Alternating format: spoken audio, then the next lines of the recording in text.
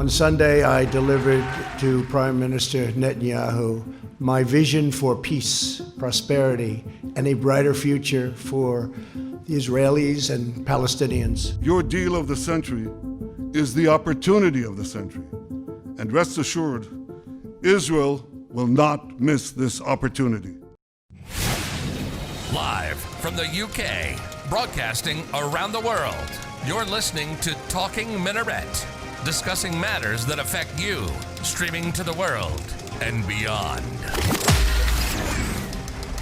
Welcome to another episode of Talking Minaret. So many things have happened over the past couple of months. Thought it'd be beneficial to the Muslim community to have a bit of a recap on Al-Quds, Palestine. We must remember that Al-Quds has a significance in Islam. Allah says in the Quran, "Glorified and be exalted be He who took his slave Muhammad ﷺ for a journey by night from Al-Masjid al-Haram in Makkah to Masjid al-Aqsa in Al-Quds, the neighborhood whereof we have blessed." In Al-Quds there is Masjid al-Aqsa, and one prayer there is equivalent to 250 prayers elsewhere. The one-eyed Dajjal will not be able to enter it, because it says in the Hadith, he will prevail over all the earth apart from Al-Haram, Makkah and Bayt al-Maqdis. The Dajjal will be killed close to Al-Quds. Stated in the Hadith, the son of Maryam will kill the Dajjal at the gates of Lud. Al-Quds was the first Qibla of the Muslims.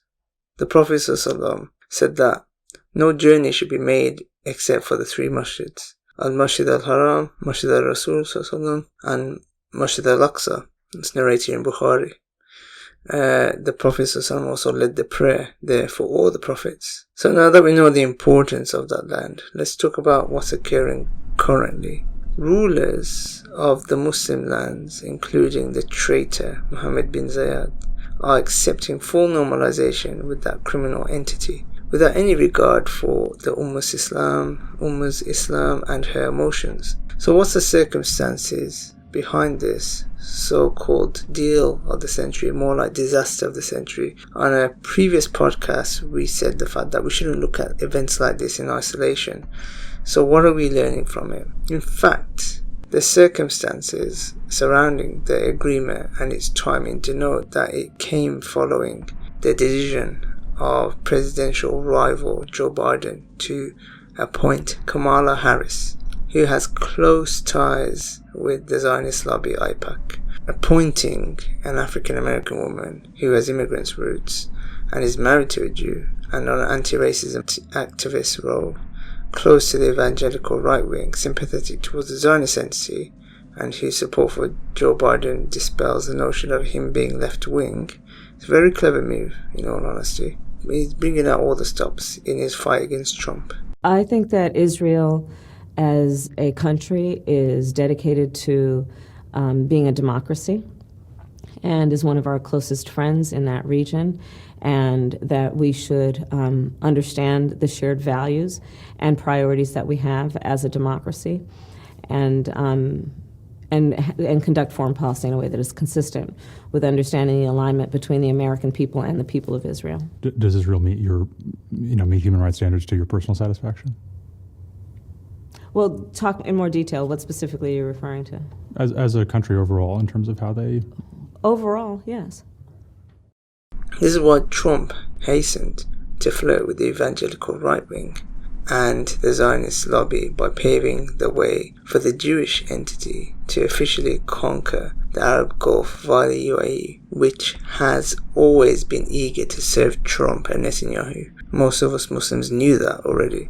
Both Trump and Biden are trying to influence the voters. As election day approaches, it's pretty close. The presidential debate's happening soon. Therefore, the Emiratis' move is supportive of Trump's elections. Netanyahu once told former British Prime Minister Theresa May, we all remember her, that moderate Arab regimes understand that Israel is not their enemy, but indispensable ally. The agreement aims at guaranteeing the security of the so-called State of Israel, entrenching it in the region and supporting it economically, as this was also confirmed by Netanyahu, who said the peace agreements in Abu Dhabi and Al-Manama will bring to the Israeli economy billions of dollars in investment. Donald Trump and his call on the Arabs and Muslims to pray in Al-Quds corroborate the Jewishness of the city and the sovereignty of Israel over it as a unified capital of the so-called State of Israel. As if we need them to call us to go pray at Al-Quds like they're our leaders.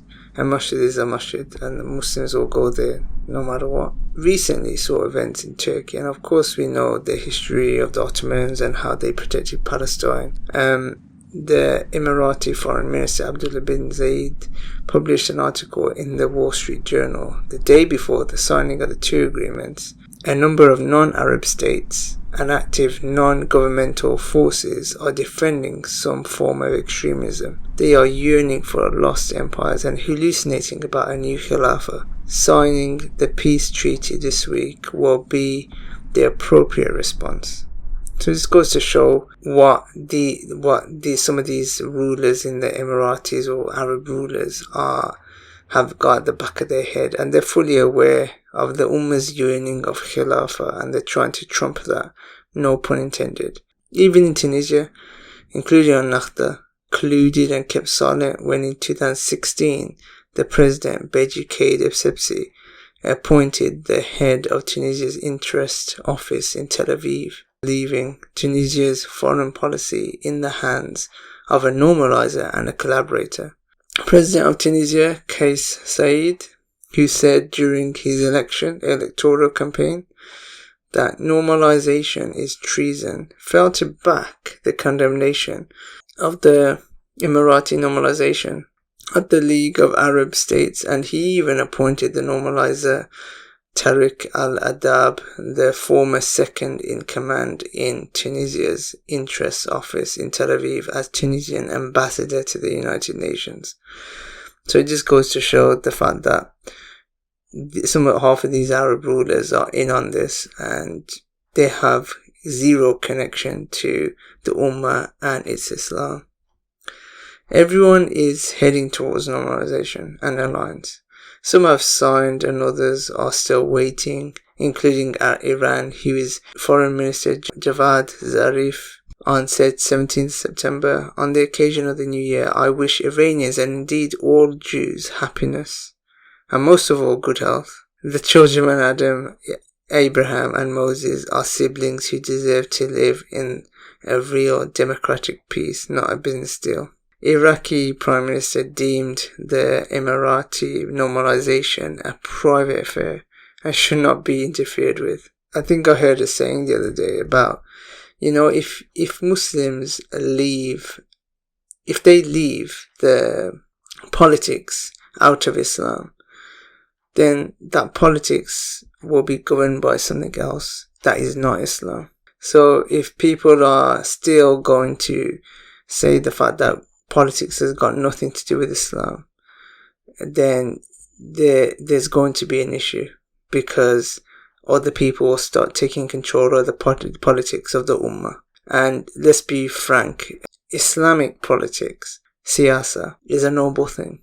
We've conflated the dirty politics that we witness every day with what politics should be in actuality, that the politics of Islam, which, let's be frank, the Prophet ﷺ was a politician. He was the leader of Medina. He established that state in Medina. So we should be taking, just like we take examples of how we should be, friends, fathers, how we should conduct ourselves in social life, and also how we should conduct ourselves at work, then we should also be looking to him as to how we should conduct our politics or siyasa. But in relation to all these things about the normalization, should we really be surprised? Has normalization been going on for ages? I think it has. Normalization has been going on overtly and covertly for some time. Israel opened a representative office in Abu Dhabi in 2015. Normalization between Israel and Qatar and the UAE took place in recent years in the shape of several sporting events, and commercial normalization between Israel and the UAE was exposed by the Middle East Eye website. It reported in 2016 imported Australian and American livestock, and then delivered it to Israel via the seaport of Eilat, which made the Emirati company one of the largest exporters of meat to the Israeli markets. So this normalization has been going on for a while. Let's not delude ourselves on this. Some of you might have heard that about the changes that Iraqi Premier Mustafa al-Kadhimi has been making. Why is this significant? Because on a previous podcast, I think I've mentioned about Iraq. So, US has been marketing her agent, Iraqi Prime Minister Mustafa al-Kadhimi, for him to fight corruption. Al-Kadhimi launched an extensive operation of arrests against tens of former and even current officials, imposing travel ban on former Baghdad mayor and even the director of contracts at the Ministry of Planning.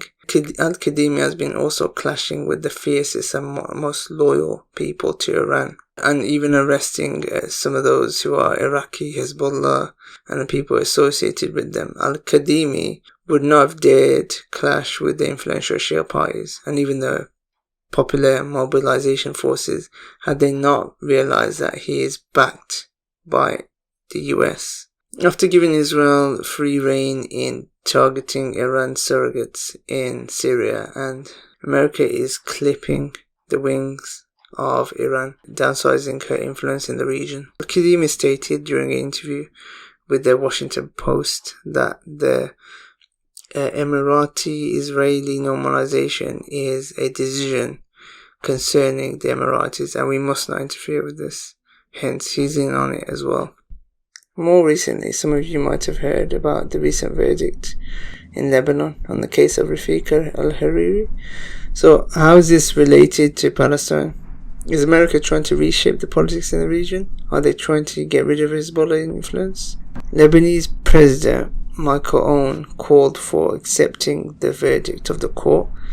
So the verdict of the court is more like an American initiative to establish an understanding with Hezbollah and Iran, with the aim of fostering an emergency government with an American agenda, like the government of Mustafa al-Kadhimi in Iraq, especially as Michael Owen has expressed some flexibility towards a potential peace agreement with the Jewish entity, in stating that peace with Israel depends on solving the outstanding issues first. Hence, forming a government free of Hezbollah's influence is what the US is aiming to achieve at this stage.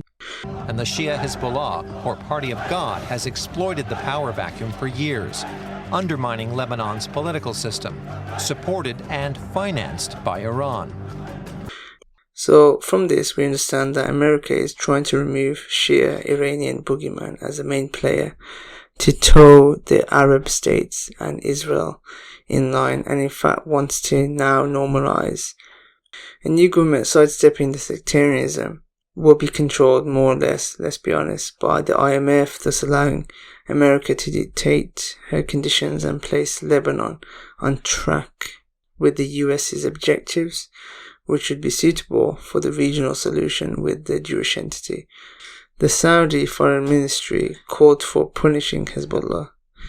It seems that the special court's verdict by blowing up Beirut's harbour was a prelude to sealing off the issue of al-Hariri, opening a new issue, namely the Beirut earthquake, and using it as a sword against Hezbollah. Trump even mentioned that leaders of other states had contacted him, inquiring why they had been excluded from the normalization agreement. So it leads us to question, is Trump's aggressive foreign policy working within the region? He actually indicated that monarchs, presidents, governments and dictators used to call him to dissuade him from moving the US embassy to Al-Quds. But he ignored them and stressed that the ceremony of opening the embassy in Al-Quds quelled all the claims of possible serious fallouts as a result of the decision. So that was kind of a testing ground or prelude to current events. The White House senior advisor Pompeo arrived in Khartoum on a direct flight from the Jewish entity, visiting several Gulf states starting with Bahrain and the Emiratis. He even gave Bahrain leader a Torah. This comes within the context of getting support for Trump's forthcoming electoral campaign. Does this deal show who's in the roles of master and slaves? And will the Muslims now realize that the rulers do not represent Islam or the Muslims? That's a big question mark. Britain enabled Israel to exist and to seize more lands in 1967. It is America who hampered the withdrawal from these lands and sold the Arabs and the Palestinians out, and sold them that delusion of a fully independent state existing side by side with Israel. I'd say that America will then coerce the Arab states into dissolving their Palestinian refugees into their own states, into their own country, so they won't return. We know that some of these changes are being America has been pursuing ever since the Arab Spring and the so-called revolutions, and including the change in Lebanon. The Shia Hezbollah movement is growing in strength. Many of its supporters despise the Lebanese state. On the last Friday of Ramadan, Hezbollah celebrates Al-Quds, or Jerusalem Day, which was first instituted by the Iranian leader Ayatollah Khomeini in 1979 as a day of resistance to Israel. The Dome of the Rock in Jerusalem has become a symbol of that struggle. America also uses the French on this issue. Macron, who has established an agreement with the US on the Lebanese agenda, corroborated by David Schenker, who was quoted by Saudi newspaper in 2nd of September saying, "We are in constant contact with the French on the Lebanon issue. The US and France are very much interested in Lebanon." David Schenker expressed that Washington's determination to target Hezbollah in Iran, and the downside by saying that Hezbollah was not inclined towards reform and that it was also benefiting from the corruption. To counter that, Hezbollah's media outlet responded by accusing the Maronite patriarch of propagating peace with the enemy, i.e. Israel. Schenker threatened sanctions on Lebanese officials should they fail to implement reforms. All the steps are being put in place to surrender Al-Quds to the so-called State of Israel. We need a secular state which also respects the interests of civil society. The solution to the Palestinian issue is not only generated through the unity and the independence of the Islamic Ummah under an entity ruled by Islam, and through the call for the mobilization of that Ummah. From this we get how the issues that are happening in Lebanon and the issues that are happening in Iraq and Syria and the UAE, they're all closely linked towards normalization of their affairs with the usurping entity, Israel. From this, we need to understand how do we resolve the situation. So the solution to the Palestinian issue can only be generated through the unity and independence of the Islamic Ummah under an entity ruled by a magnificent Islam, and through a call for mobilization, not via these rulers who actively promote normalization. So join us next week. We're going to have a catch up on Erdogan and his recent actions within the region, and we're going to ask the question, has Turkey now become an independent player? Assalamu alaikum.